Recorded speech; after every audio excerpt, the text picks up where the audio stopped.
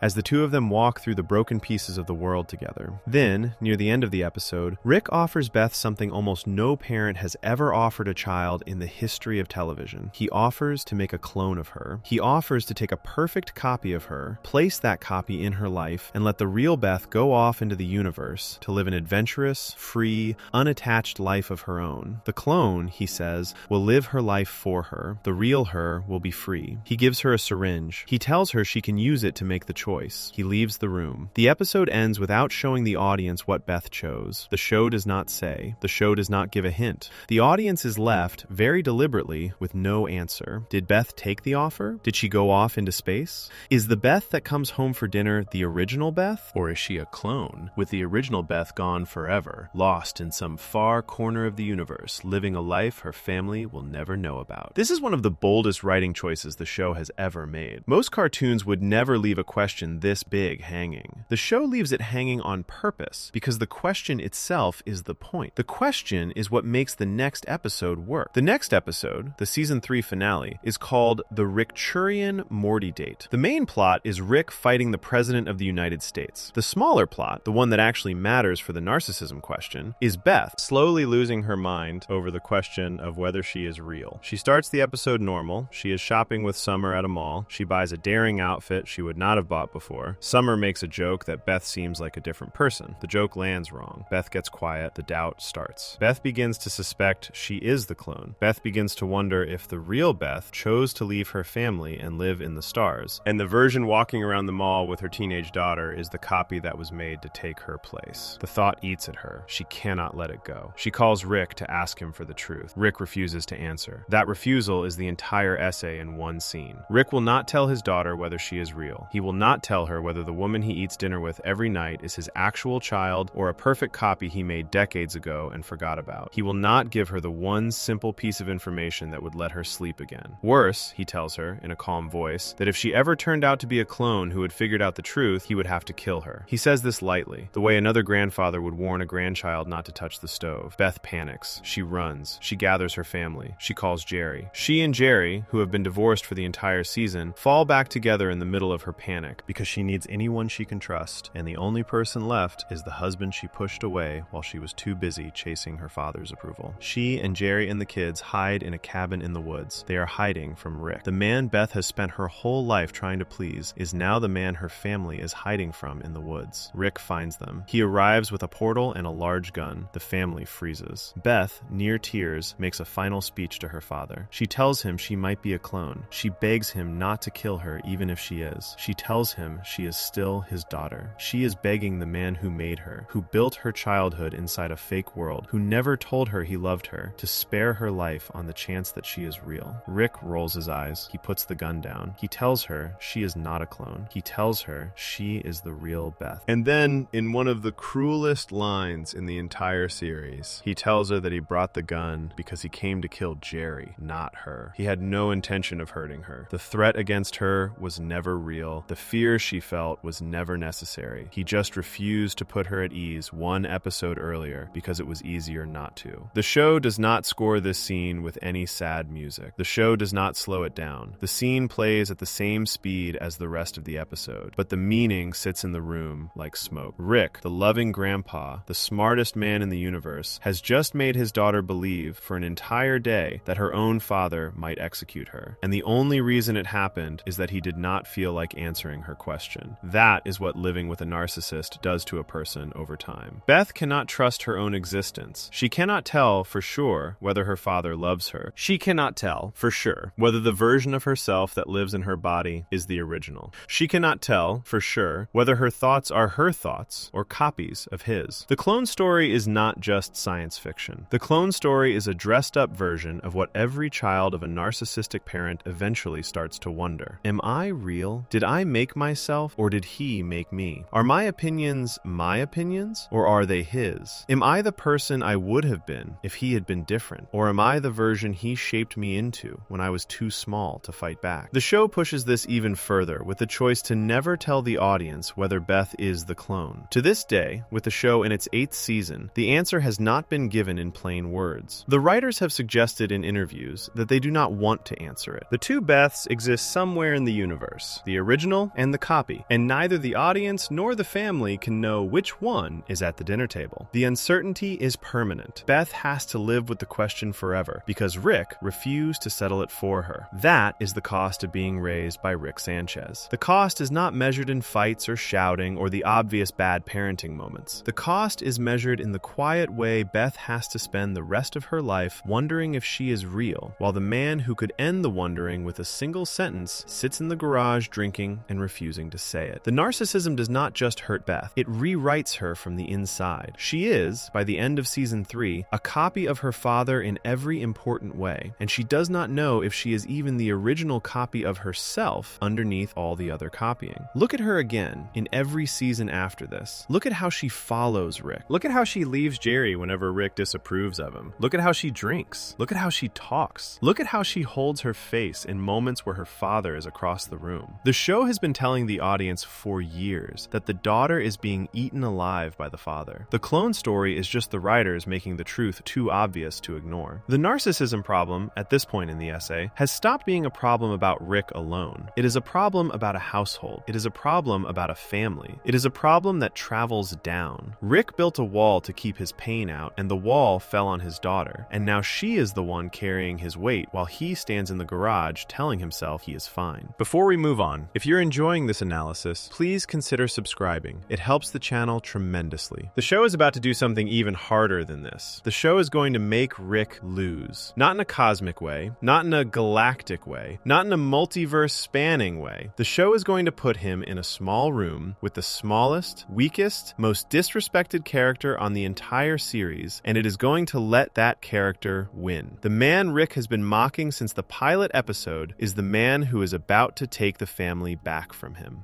Section 7. The Public Defeat. Rick loses to Jerry. Jerry Smith is the most disrespected character in the show. Rick has been mocking him since the pilot. Beth has been ashamed of marrying him since season 1. Morty has been embarrassed by him for years. Summer rolls her eyes at him in almost every episode. Even the show itself, the tone of the music, the way the camera frames him, treats Jerry as the punchline of the family. Jerry is the man who lost his job at the start of the show. Jerry is the man who cries in his car. Jerry is the man who cannot fix a doorknob. Jerry is the man Rick has spent years calling worthless to his face, in front of his children, with no consequence. Rick has built a great deal of his image inside the family on this. The Rick the audience knows is partly defined by the Jerry he can dunk on. Every time Jerry says something, Rick has a comeback. Every time Jerry has an opinion, Rick has a louder one. Every time Jerry tries to be the man of the house, Rick walks past him and reminds him, without saying it, that the man of the house lives in the garage and could end his life with the press of a button. The dynamic is one of the steadiest things in the show. For seasons, the audience knows what to expect. Rick wins, Jerry loses. That is exactly what makes the season 3 finale, the Richturian Morty date, the most important loss Rick has ever taken on screen. The episode aired in October of 2017. It is the last episode of the season that began with the Rick Shank redemption, the season that contained the therapist scene, the detox machine, the whirly-durly conversation, the ABCs of Beth, and every other piece of evidence the show had been quietly stacking against Rick. The finale is where the bill comes due. The plot of the episode, on the surface, is silly. Rick gets into a fight with the President of the United States. The President, played by the actor Keith David, has been calling Rick and Morty in for missions like they are part of a government cleanup crew. Rick gets tired of being treated like a tool. Rick decides to humiliate the President. The two of them spend the runtime of the episode trying to one-up each other, blowing up parts of the White House, fighting through hallways, refusing to apologize. It plays as comedy. It is also, very deliberately, a distraction. The episode the audience thinks they are watching is Rick fighting the President. The episode that actually matters is happening at home, where Beth, fresh from her clone breakdown, has gathered the family and gone into hiding. They have left the house. They are scared of Rick. Beth is convinced her father will kill her. Summer is confused. Morty is helping. Jerry, the man who has been pushed out of the family for the entire season, is back at his wife's side because she called him when she was afraid of her own father. That is the setup. The man Rick has been mocking is now the man Rick's daughter is hiding behind. Rick figures out where they are. He uses the President's own portal technology to find them. He arrives at the cabin in the woods carrying a large gun. The family freezes. The audience has watched Rick for 3 full seasons. The audience knows what Rick can do with a large gun. The audience knows that Rick has, in past episodes, shot people, blown up cities, and ended entire civilizations without flinching. The threat in the room is real. Beth makes her speech. She tells him she is still his daughter. She tells him to spare her if she is the clone. She begs. Rick lowers the gun. He tells her she is not a clone. He tells her, plainly, that he came to kill Jerry, not her. The threat was never against her. The threat was against the man standing next to her. This is the moment most viewers expect Rick to win. The audience, by reflex, thinks Rick is about to take the shot. Jerry is the punchline. Jerry is the easy target. Killing Jerry would be cruel and dark, but it would be on brand. The show has been brutal before. The audience braces. Rick does not take the shot. He stands there, holding the gun, looking at the family, and the room shifts. Beth is in front of Jerry. Summer is in front of Jerry. Morty is in front of Jerry. The children are between Rick and the man Rick wants to kill. Beth tells him, plainly, that if he wants Jerry, he is going to have to take the rest of them too. The family has chosen sides. The family has picked Jerry over Rick. Rick puts the gun down. He looks tired. He looks small in the frame for one of the only times in the entire show. He says something quiet about how nobody understands him. The line is delivered without his usual swagger. There is no joke. There is no big speech. He just sounds like a man who has shown up at his daughter's hiding place, expecting to be welcomed, and has discovered that, for the first time in years, the family is closing the door on him. The episode then cuts to the family sitting around the dinner table. Jerry and Beth are back together. Beth has decided to take Jerry back. The Beth who spent the entire season acting like her husband was beneath her has now, in the space of 2 episodes, chosen him over her father. Summer is laughing. Morty is laughing. The family is happy. Beth says, out loud, that things from now on are going to be more like season 1. She says, out loud, that she is no longer going to be motivated by a fear of Rick leaving. She says, out loud, that she and Jerry are now happily married parents, and that her father is going to have to deal with that. Rick is at the table. He is silent. He is not the center of the room anymore. He is sitting with the family, the way any other grandfather in any other sitcom would sit, except that this grandfather has spent 4 seasons making sure he was the most important person in any room he walked into, and tonight he has been demoted in front of his own grandchildren. Then, the family makes a joke at his expense. Summer suggests that Beth might still be a clone. Everyone laughs, including Beth. The joke is at Rick's expense. The joke is a small one. The joke is also a complete reversal of how the family has worked for the entire run of the show. The joke that closes season 3 is the family laughing together at Rick, instead of Rick laughing at the family. The shot of Rick at the table during the joke is the show telling the audience plainly that the man who has been at the center of every room for 3 seasons is now just one chair among 5. The credits roll on this. Mr. Poopy Butthole shows up in a post-credit scene to tell the audience there will be a long wait for season 4. The episode ends. This is the most important defeat Rick has ever taken in the series, and most viewers walked away from it without realizing what they had just watched. The show did not score it as a defeat. The show did not slow it down. The show did not give Rick a sad monologue afterward. The defeat was delivered casually, almost as a side dish, while the louder plot about the president filled most of the runtime. The writers were testing the audience to see if they were paying attention. What just happened, in the language of the narcissism problem, is enormous. Rick, the man who has built his entire identity around being the smartest, loudest, most untouchable person in any room, has lost his position in the only room that ever mattered to him. He has lost the family. He has lost Beth, who chose Jerry. He has lost Morty, who refused to leave with him. He has lost the easy power he used to have at the dinner table. The family is now organized around itself, with Jerry restored as the husband and the father, and Rick has been pushed to the outside, exactly the place every narcissist most fears being pushed to. He did not lose this fight to a god. He did not lose this fight to another version of himself. He did not lose to the Galactic Federation, or to Unity, or to the Council of Ricks. He lost to Jerry, the smallest, simplest, weakest character in the show. The man Rick has spent 4 seasons calling worthless. The man Rick brought a gun to kill. The man Beth chose anyway. That is on purpose. The writers chose Jerry on purpose. Any other opponent would have let Rick keep his pride. If Rick had lost to a powerful villain, he could have told himself he lost to a worthy fight. If Rick had lost to a clever rival, he could have told himself he was outsmarted. Losing to Jerry leaves no story Rick can tell himself. Jerry is not smart. Jerry is not strong. Jerry is not powerful. Jerry just stayed alive long enough to still be Beth's husband when she needed someone, and that was enough. The narcissism has nothing to argue with. The narcissism has no excuse. Rick has been beaten by the existence of a man he claimed was beneath him, in the home of a daughter he claimed did not need anyone, while the grandchildren he claimed not to care about laughed at the joke that closed the night. Now go back through the season with this ending in mind, and the whole shape of it changes. Season 3 is the season the show stops protecting Rick. The catchphrase had hinted at his pain in season 1. The suicide attempt had shown his pain in season 2. Season 3 is the season the show makes him pay for it. The therapist diagnosed him in episode 3. The detox machine confessed his self-hatred in episode 6. The whirly-durly conversation showed how much he was destroying his daughter. The ABCs of Beth showed what he had done to her childhood. The clone fear showed what he had done to her sense of self. And the finale showed him losing the family entirely in his own house to the man he spent the entire show mocking. The narcissism at the end of season 3 has been stripped of everything that protected it. The audience cannot pretend Rick is fine. The family cannot pretend Rick is fine. Rick himself cannot pretend Rick is fine. He is sitting at the dinner table, watching the joke land at his expense, and he has nothing to say.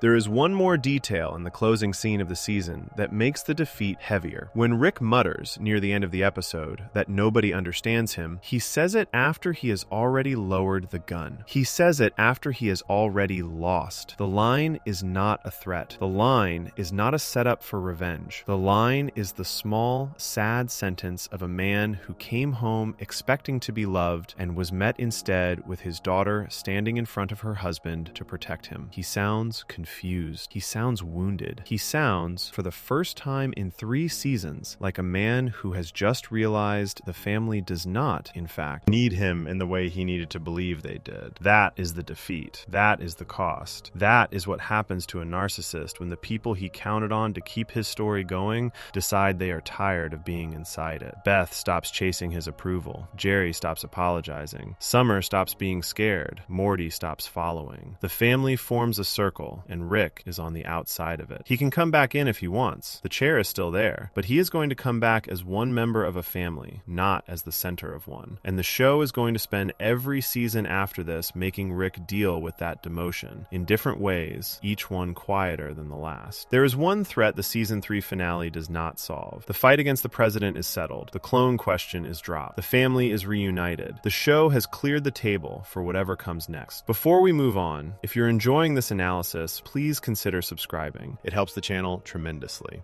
What comes next, eventually, is the original wound, the man who threw the bomb into the garage, the version of Rick who killed Diane and Small Beth and started the whole thing. He has been alive in the multiverse this entire time. The show waits 4 more seasons before letting Rick finally find him. And when Rick finally does, the audience finds out something that no one in the family ever expected. The revenge Rick has built his entire life around does not fix him. It does not even begin to. Section 8. The Revenge That Changed Nothing. Rick Prime and Unmortricken. In November of 2023, the show aired the 5th episode of its 7th season. The episode is called Unmortricken. It is the most important plot episode in the entire series. It is the one fans had been waiting on for 10 years. It is the one the writers have been quietly setting up since the very first season, hiding clues and flashbacks and sideways comments and the voice of a spaceship and a wife with no living copies anywhere in the multiverse. Unmortricken is the episode where Rick Sanchez finally finds the man who killed his family. The setup is exactly what the audience would expect. Evil Morty, the version of Morty who escaped the show's central reality at the end of season 5, comes back briefly to help. Rick and Evil Morty have a complicated history. They have tried to kill each other before. But Rick Prime has been disturbing Evil Morty's quiet life outside the multiverse, and Evil Morty has decided that helping Rick C-137 finish the hunt is the easiest way to get his peace back. The two of them team up. Morty comes along. They go after Rick Prime together. The episode is full of action. Rick Prime has built a trap in the style of a horror movie designed to handle other Ricks who try to come for him. He has captured a number of versions of Rick from the multiverse and locked them in a room. He plays a recorded message for them. The message is the part of the episode that makes everything else hit harder. In the recording, Rick Prime says, plainly, that he killed every Diane in every reality. He used the weapon called the Omega device. He erased her from every dimension at once. He did this because, in his words, the other Ricks acted like they were better than him. He killed their wives to remind them they were not. Then, in the recording, he offers a sick game. He tells the trapped Ricks that whoever survives the room gets a chance to bring Diane back. The Ricks know it is a lie. They start killing each other anyway. Rick C-137 kills the others. The room produces a final enemy, a robot wearing Diane's face. Rick has to fight a machine designed to look like his dead wife. He does it. He destroys it. He uses what he learns from the trap to find Rick Prime's real location. Then, the actual confrontation happens. The thing Rick has been preparing for since the moment he held Diane's body in the wrecked garage. The thing he invented the portal gun to do. The thing he built the Citadel of Ricks to do. The thing he organized his entire personality around. He finally finds the man. Rick Prime is calm. Rick Prime is unbothered. Rick Prime taunts him. Rick Prime tells him that he became exactly what Rick Prime predicted he would become. Rick Prime calls him a lesser version of himself. Rick Prime mocks him for caring about Diane. Rick Prime says she was too small a thing for either of them to have wasted any time on. Rick Prime is the perfect villain for this fight, because Rick Prime is the version of Rick who removed the one thing keeping the original Rick human. Rick Prime is what Rick would have been if he had said yes to the offer in the garage all those decades ago. Instead of saying no, Rick beats him to death, slowly, with his hands. The fight ends. Evil Morty steals the plans for the Omega device. He says he is not going to use it. He says he just wants leverage so the universe leaves him alone. He looks at Rick. He asks Rick a single question. He asks Rick if he feels better. Rick has nothing to say. The episode ends with Rick going home. Morty is happy. Morty is celebrating. Morty thinks they have just done the thing. Rick is silent. The two of them walk back into the house. The family is normal. Beth is making dinner. Jerry is being Jerry. Summer is doing whatever Summer does. Life is happening. The world has not changed. The thing Rick spent decades chasing is over. And the world he comes back to is the same world he left. The final shot of Rick in the episode is the one the writers chose carefully. He sits on the couch. He does not move. His face is empty. His eyes are pointed at nothing. The camera holds on him long enough that the discomfort starts to land. The shot is built on purpose to look exactly like a shot from season 1, in an episode called Rick Potion Number 9, where Morty had to bury his own corpse in the backyard and then walked back inside the house and sat on the couch couch with the same empty face. The show is matching the two shots on purpose. Morty had that face after he learned for the first time that nothing about the universe was as safe as he thought. Rick has that face now because he just learned the same lesson. Killing Rick Prime was supposed to fix something. It fixed nothing. The wound is still there. Diane is still gone. Small Beth is still gone. The decades of running are still inside him. The narcissism, the swagger, the genius, the speeches, the catchphrase, all of it was built to carry him to this moment. And the moment has come and gone, and there is no relief in it. The post-credit scene of the episode pushes the point even harder. The show shifts to a small character named Slow Mobius. Slow Mobius is a minor character who has shown up in the background of the show for years. Rick Prime, during the fight, used the Omega device on Slow Mobius too, just to demonstrate the weapon. Slow Mobius is now erased from every dimension. His wife is left behind, in their home, alone. The post-credit scene shows her starting to grieve. She cries, she gets angry, she picks up a weapon, she begins to plan revenge. She is starting the same journey Rick once started. She is going to spend her life hunting whoever did this to her husband. Then she meets someone else, a stranger, another widow whose loved one was also erased. The two of them start talking. They start grieving together. They fall in love. The post-credit scene fast forwards through their lives. They get married. They raise children together. They keep pictures of the people they lost on the wall. They do not forget. They never stop missing the ones they lost, but they live. They build a life. They move forward. The show then cuts back to Rick on the couch. The same shot, the empty face. The contrast is the entire argument of the episode in one piece of editing. Slow. Mobius's widow lost the love of her life and built a new one. Rick lost the love of his life and built a wall. She moved on. He stayed frozen for 40 years, hunting the man who did it, telling himself the hunt was the only thing keeping him alive. And now the hunt is over, and he is exactly what the post-credit scene shows by accident. He is a man who used grief as a job, and now the job is gone, and he has no idea what to do. That is the most important thing Unmortican does. It tells the audience that the entire structure of Rick's life, the narcissism, the running, the genius, the bragging, the cruelty, all of it was built to avoid the simple task that the widow in the post-credit scene completed. She did the small, slow, unglamorous work of feeling her loss and learning to live next to it. Dr. Wong told Rick 4 seasons earlier that the work of repairing and maintaining and cleaning was not an adventure. The post-credit scene of Unmortican is the show putting that speech into a picture. Slow Mobius's widow did the unglamorous work. She is okay. Rick refused to do the unglamorous work for 40 years, did the most adventurous version of it instead, and ended up empty. The episode also takes one specific tool away from Rick.